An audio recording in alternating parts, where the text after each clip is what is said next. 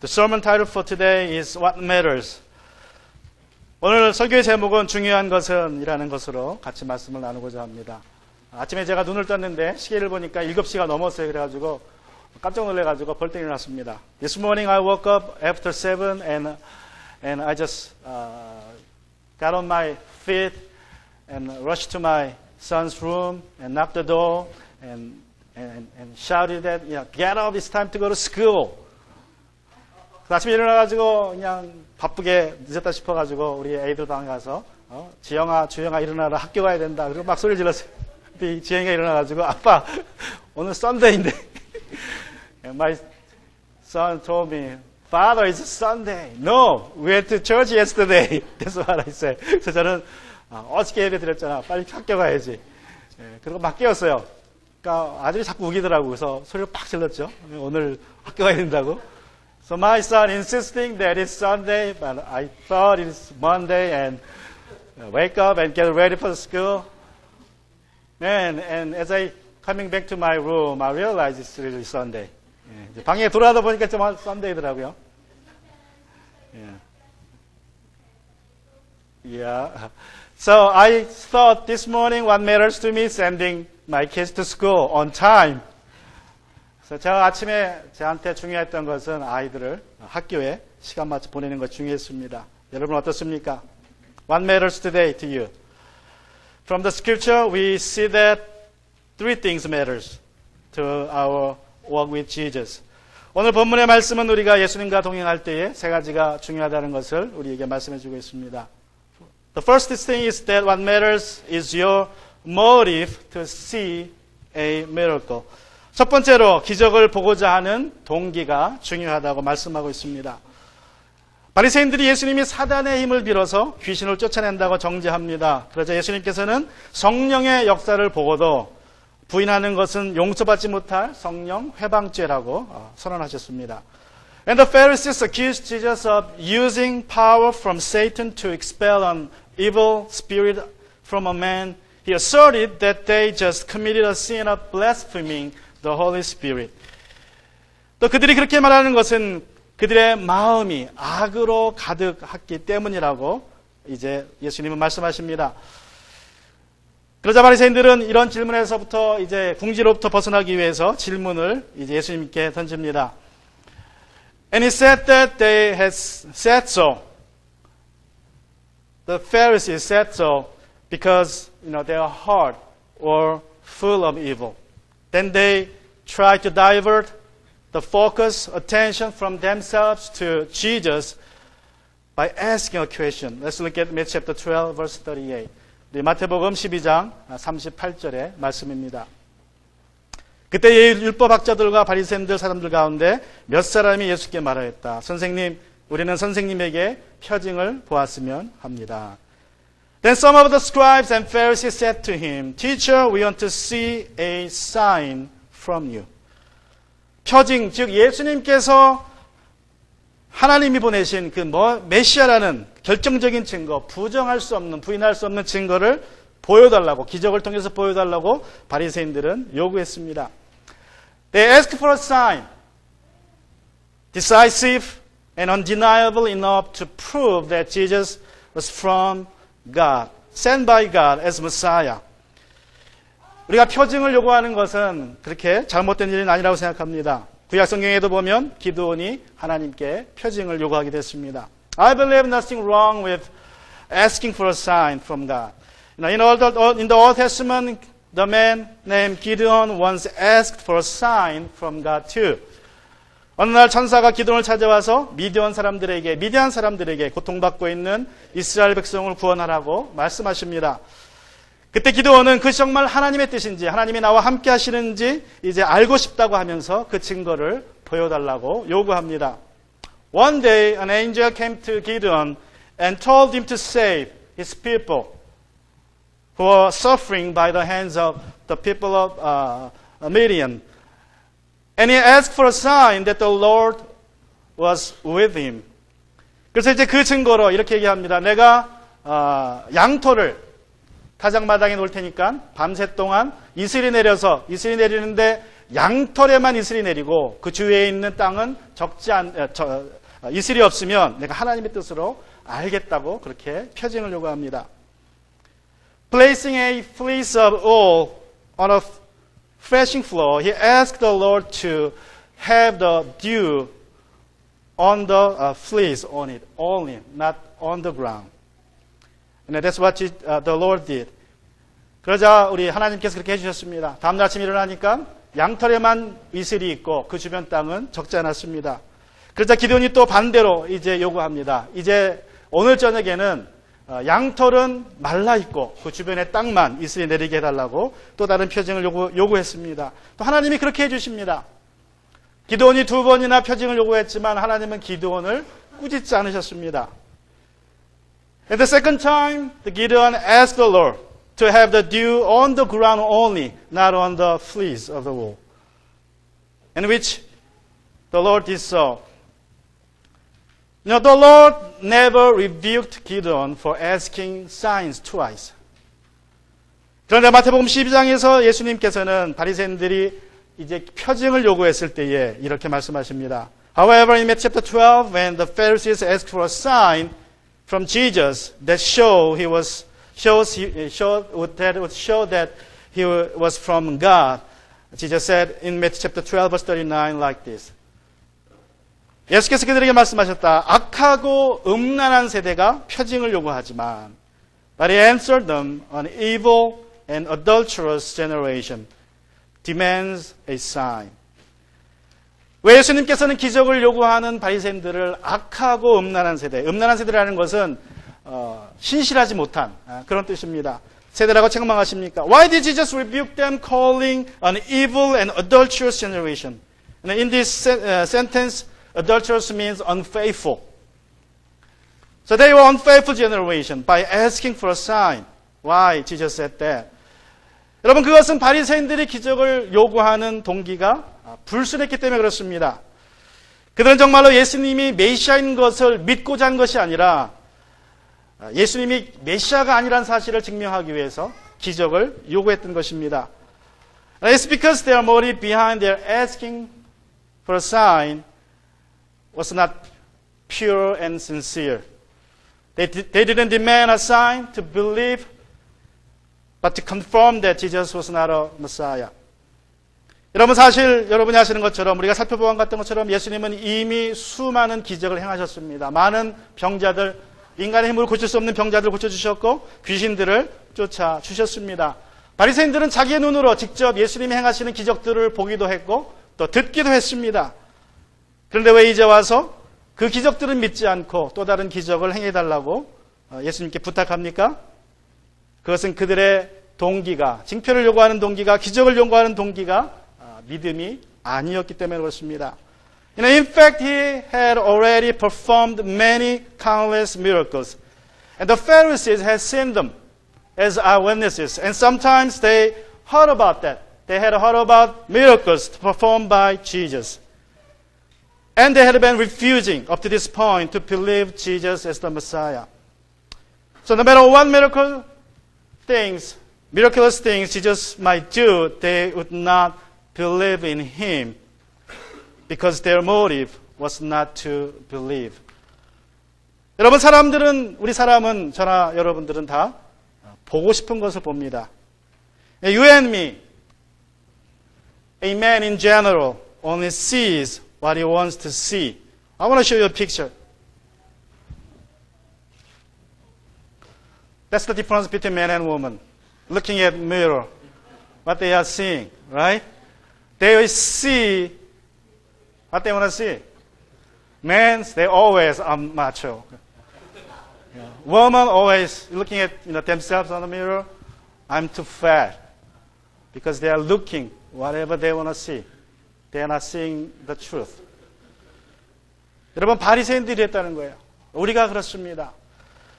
바리새인들이 보고자 한 것은 예수님께서 메시아가 아니라는 증거를 찾고자 했고 보고자 했습니다. 그래서 예수님께서 어떤 기적을 행한다 그래도 그들은 믿지 않을 것입니다. Since what the Pharisees wanted to see was a sign that would show that Jesus was not not the Messiah from God, they would not believe, even though they would see a great miracle, or all kinds of miracle by Jesus. 그래서 예수님께서는 표징으로 새로운 기적을 행하기보다는 바리새인들이 다 알고 있는 어떠한 구약의 기록을 통하여서, 이야기를 통하여서 표징을 제시합니다. And so Jesus presented an event as a sign instead from the Old Testament that the Pharisees also knew well, instead of performing a miracle for them. Let's look at Matthew chapter 12, verse 39 and 40. 우리 마태복음 12장 39절과 40절에 보시면 이렇게 말씀합니다. 예수께서 그들에게 말씀하셨다. 악하고 음란한 세대가 표징을 요구하지만 예언자 요나의 표징밖에는 이 세대는 아무 표징도 받지 못할 것이다. 요나가 사흘 낮과 밤 동안을 큰 물고기 뱃속에 있었던 것 같이 인자도 사흘 낮과 사흘 밤 동안을 땅 속에 있을 것이다. But no sign will be given to it except the sign of the prophet Jonah. For as Jonah was in the belly of the huge fish 3 days and 3 nights, so the Son of Man will be in the heart of the earth 3 days and 3 nights. 요나의 표징은 예수님의 부활을 가리키는 그러한 사건이었습니다. 요나가 사흘 밤낮을 큰 물고기 뱃속에 있다가 살아서 세상에 나온 것은 바로 예수님께서 죽어서 무덤에 갇히셨다가 사흘 밤낮을 갇히셨다가 부활하실 거라는 그러한 증거였습니다. 표징이었습니다. The sign of the Jonah the prophet was a sign for resurrection of Jesus. As Jonah was put in the belly of fish for 3 days and 3 nights and came out alive, Jesus would be killed and placed in a tomb for 3 days and 3 nights, only to be raised by God. Now, which would be the sign that he was the Messiah from God. 여러분, 이러한 표징을, 이 부활의 표징을 믿는 사람만이 구원을 받습니다. 우리를 구원으로 이끄는 믿음의 핵심은 바로 부활임을 여러분 기억하시기 바랍니다. Only those who believe this sign will be saved. The resurrection is the essence of faith that leads us to salvation. 기독교가 아닌 다른 모든 종교와 우리 기독교가 다른 점은 바로 부활입니다. 여러분이 예수님에 대해서 모든 것을 다 믿는다 하더라도 부활을 믿지 않으면 여러분 구원받지 못합니다. This is the uniqueness to Christianity. This is the difference between Christianity and other religions. You may believe everything about Jesus, but resurrection, then you are not saved. 로마서 1장 14절에서 바울이 말합니다. In Romans chapter 1 verse 4, Paul says like this. 우리 같이 읽습니다. Let's read it all together. Romans chapter 1 verse 4. 성령으로는 죽은 사람들 가운데서 부활하심으로 나타내신 권능으로 하나님의 아들로 확정되신 분이십니다. 그는 곧 우리 주 예수 그리스도입니다. Let's read it all together in English. And Jesus Christ, who has been declared to be the powerful Son of God by the resurrection from the dead according to the Spirit of holiness. 여러분, 부활이 바로 예수님이 하나님의 아들이라는 그러한 유일한 증표라는 것입니다. His resurrection is the only sign that he is the Son of God. 수많은 기적을 보고도 예수님을 하나님께서 보내신 메시아로 믿기를 거절했던 바리새인들에게 우리 예수님은 이렇게 심판의 말씀을 선포하십니다. Jesus pronounced judgment for the Pharisees who had been refusing to believe Jesus as the Messiah from God, though they haven't seen all kinds of miracles by Jesus. Let's look at Matthew chapter 12, verse 41 through 42. 우리 마태복음 12장 41절부터 42절에서 말씀해서 이렇게 말씀합니다. 심판 때에 니느웨 사람들이 이 세대와 함께 일어나서 이 세대를 정죄할 것이다. 니느웨 사람들은 요나의 선포를 듣고 회개하였기 때문이다. 그러나 보아라, 요나보다 더 큰 이가 여기에 있다. 심판 때에 남방 여왕이 이 세대와 함께 일어나서 이 세대를 정죄할 것이다. 그는 솔로몬의 죄를 들으려고 땅끝에서부터 찾아왔기 때문이다. 그러나 보아라, 솔로몬보다 더 큰 이가 여기에 있다. The man of Nineveh will stand up at the judgment with his generation and condemn it, because they repented at Jonah's proclamation. And look, something greater than Jonah is here. The queen of the south will rise up and at the judgment with this generation and condemn it because she came from the ends of the earth. To hear the wisdom of Solomon and look, something greater than Solomon is here. 다른 나라에서 낯선 선지자가 와서 하나님의 심판을 선포했을 때에 느니베 사람들은 그 심판을 듣고 즉시로 회개했습니다. 그래서 하나님은 심판을 멈추셨습니다. The people of Nineveh repented at once when they heard the pronouncement of judgment by God. They listened to it from a foreign prophet, Jonah. And God stopped his judgment. 또 남방의 여왕, 즉 시바의 여왕이 솔로몬에 대한 소문을 듣고 솔로몬을 찾아옵니다. 솔로몬을 찾아왔던 길이 전설에 따르면 2,500마일이라고 합니다. 2,500마일을 이 시바 여왕이 걸어서 찾아온 거예요. 마차를 타고. Also the Queen of Sheba, Queen of the South, didn't mind to travel 2,500 miles, according to legends, to Jerusalem to see the King Solomon, when he heard about him. She listened about Solomon and believed him, and she came to see him. 이 남방의 여왕은 솔로몬에 대해서 듣고 그리고 그에 대해서 믿고 그를 보고자 먼 길을 여행 왔던 것입니다. 하지만 바리새파 사람들과 율법학자들은 하나님의 아들을 직접 보았지만 하나님의 아들께서 기적을 행하신 것을 직접 보기도 했지만 말씀을 들었지만 회개하지 않았습니다. 왜냐하면 그들의 마음속에 잘못된 동기가 있었기 때문입니다. However, the Pharisees and the scribes did not repent their sins, though they had listened to the Son of God and seen His performing miracles, because they had a wrong motive in their heart. 여러분, 동기가 중요합니다. 여러분, 어떤 동기를 가지고 오늘 이 예배에 오셨습니까? 여러분이 지금 이 시간에 다른 어떤 곳에 있는 것보다 이곳에 있는 것이 확실히 더 좋은 선택이긴 합니다. 여러분이 하나님의 임재 속에 있는 것이 다른 어디에 있는 것보다 낫습니다. 여러분이 여기에 있다는 것만으로도 여러분 복받은 것입니다. 그러나 여러분이 다른 동기를 가지고 왔다면 여러분 그 받은 복이 정말 나에게 복이 되지 않을 수도 있습니다. 또 하나님이 나에게 주시고자 하는 그 복을 여러분이 최대화하려면, 극대화하려면 우리가 바른 동기를 가지고 이 예배에 나와야 될 줄로 믿습니다. Motive matters. With what motive have you come to this church today? I believe it's better for you to be here than anywhere else at this time, in the presence of our Lord. You are blessed. That's what I believe. You are blessed just by coming to this church, the house of God. However, to maximize the blessing from the Lord, you need to have the right motive in your heart. And secondly, what matters is your decision to receive Jesus into your heart. 그리고 두 번째로 중요한 것은 예수님을 마음에 모셔드리고자 하는 결단이 여러분 중요합니다. 마태복음 12장 43절과 45절에서 예수님은 어떤 귀신 들린 사람의 비유의 이야기를 말씀해 주시고 있습니다.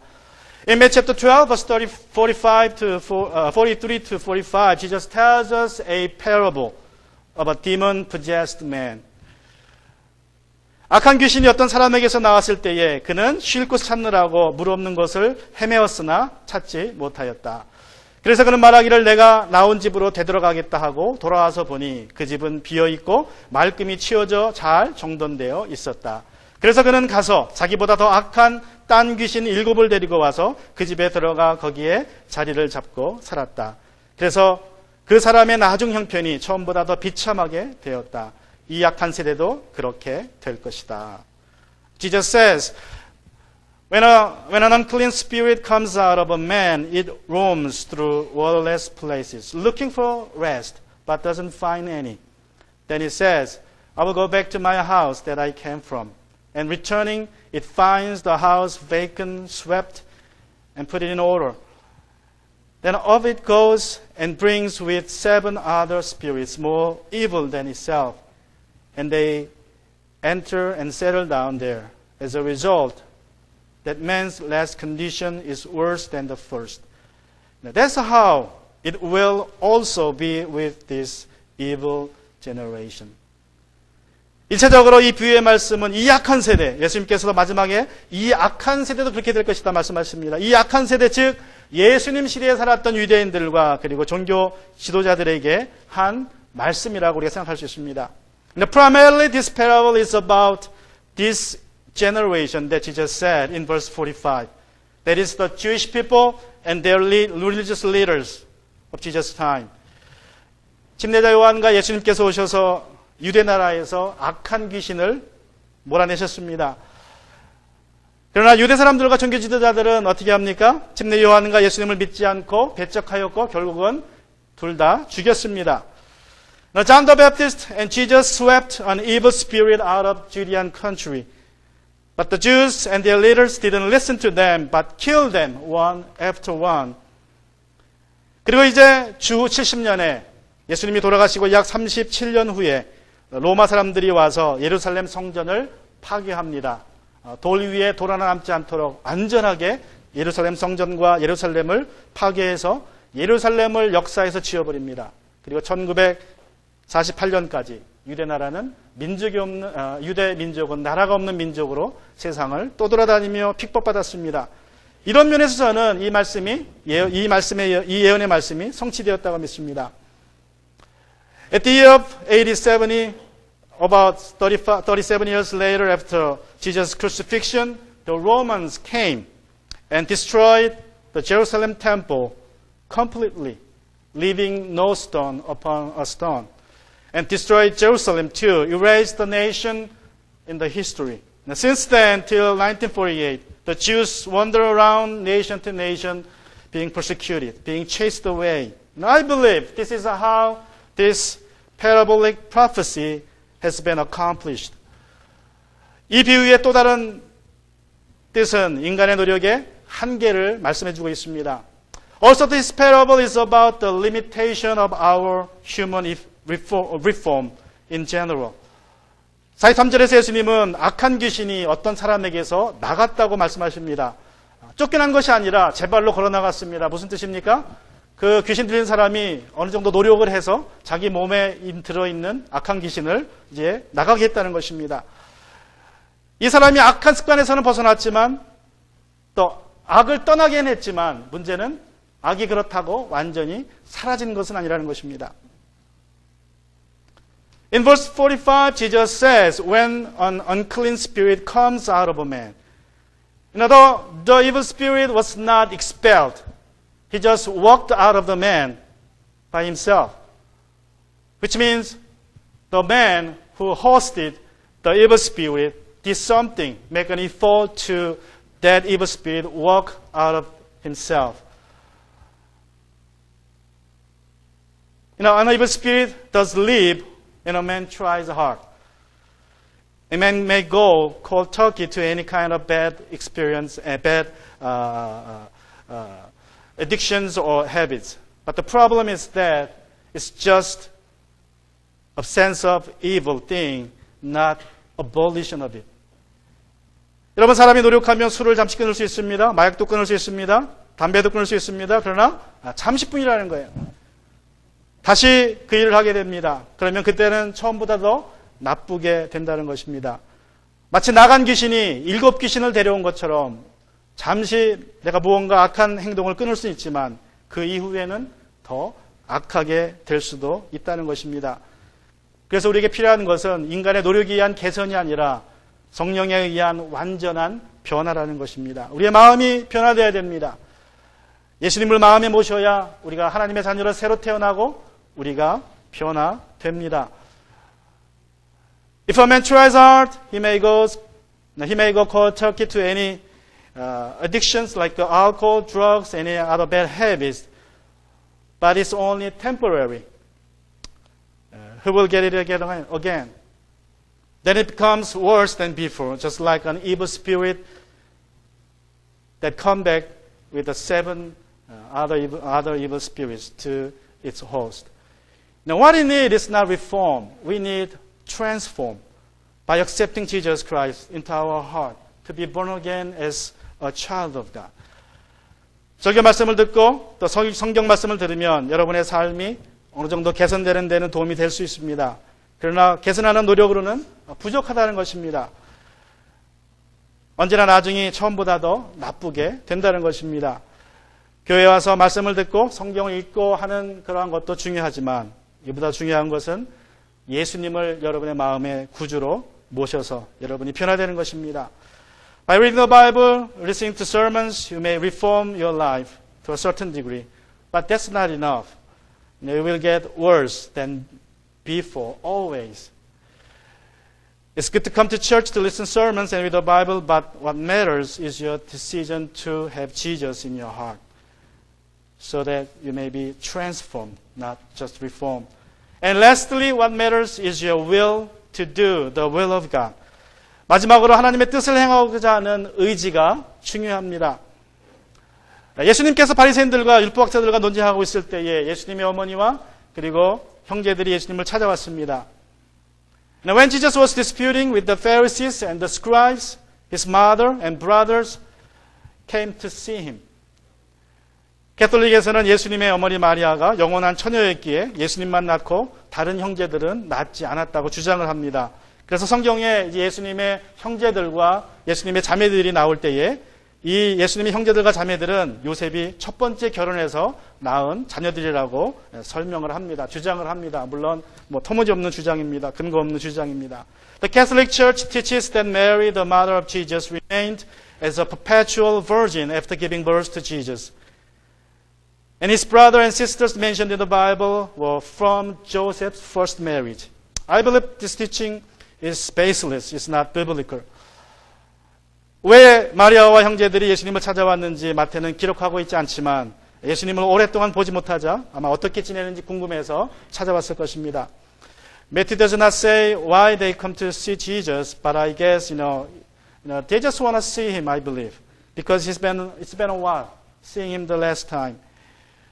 누군가가 예수님께 와서 어머니와 형제들이 왔습니다. 당신을 찾습니다라고 말하자 예수님께서는 밖으로 나가서 그들을 만나는 대신 이렇게 말씀하십니다. When someone told him that his mother and his brothers came to see him, Jesus turned it around instead and told this to his disciples. Matthew chapter 12, verse 48 to 50. 우리 마태복음 12장 48절부터 50절까지 보시면 이렇게 말씀합니다. 그 말을 전해준 사람에게 예수께서 말씀하셨다. 누가 나의 어머니며 누가 나의 형제들이냐. 그리고 손을 내밀어 제자들을 가리키고 말씀하셨다. 보아라, 나의 어머니와 나의 형제들이다. 하늘에 계신 내 아버지의 뜻을 따라 사는 사람이 곧 내 형제요 자매요 어머니다. But he replied to the man who told him, who is my mother and who are my brothers. And stretching out his hand toward his disciples, he said, Here are my mother and my brothers. For whoever does the will of my Father in heaven, that person is my brother, sister and mother. 예수님을 믿는 것을 천국에 가는 보험 정도로 생각하는 사람들이 있습니다. 혹시 정말 천국이 있으면 어떡할까? 혹시 내가 죽었을 때에 정말로 천국이 있으면 어떡할까 하고 예수님을 믿는다고 고백도 하고 침례도 받고 그리고 신앙생활을 적당히 하는 사람들이 있습니다. 그러나 이런 것은 종교생활이지 신앙생활이 아닙니다. 하나님의 뜻을 따라 사는 것이 참된 신앙생활입니다. I know there are some people who think it as having an insurance to believe in Jesus for heaven, thinking, what if heaven is real? So they confess their faith in Jesus and get baptized and come to church on Sundays. However, this is a religion. You are practicing religion. If you're not doing the will of God, if you're not following, if you're not living by the will of God, then you are practicing simply religion. 우리 그리스도인들이 하나님의 뜻을 행하지 못하는 이유가 크게 두 가지가 있다고 봅니다. I believe there are two fundamental reasons why Christians fail to do God's will. 첫 번째는 하나님의 뜻에 대한 무지 때문입니다. 여러분이 하나님의 뜻을 알려면 성경을 읽으셔야 하고 또 많이 읽어야 합니다. 그냥 읽는 것이 아니라 많이 읽어야 하고 또 여러분이 기도해야 됩니다. First, they are ignorant of God's will. You should read the Bible daily and pray regularly to know God's will for you. In the Bible, the universal will of God is written for you. And when you pray, the will of God will come to you personally. 여러분이 성경을 읽으시면 일반적인 하나님의 뜻이 담겨 있습니다. 보편적인 하나님의 뜻. 그러나 기도할 때 그 보편적인 하나님의 뜻이 나에게 아주 개인적인 특별한 나만의 하나님의 뜻으로 다가오게 됩니다. 조지 밀러는 하나님의 뜻을 알기 위해서 다음과 같은 6가지 전력을 이용했다고 합니다. Let me share with you a strategy that George Mueller developed and used to find God's will. First, 첫 번째로 마음을 비운다. 하나님의 뜻을 알기 위해서 마음을 비운다는 것입니다. First, get your will out of the way. 조지 밀러는 문제가 생기면 그 문제에 관해서 자신의 의지가 뜻이 개입되지 않도록 마음을 비우려고 노력했다는 것입니다. And the problem arose, George Mueller tried to empty his mind about the matter. And secondly, feelings are the sure path to this delusion. Avoid walking that path. 두 번째로 감정은 망상에 이르는 길이다. 그 길을 피하라. 자기의 감정이 끌리지 말라는 거죠. And thirdly, seek the will of the Spirit in connection with the Word. 하나님의 말씀과 연관해서 하나님의 뜻을 구하라고 말씀합니다. 하나님의 말씀 속에서 성령의 인도하심을 구하라는 것입니다. Fourthly, consider providential circumstances.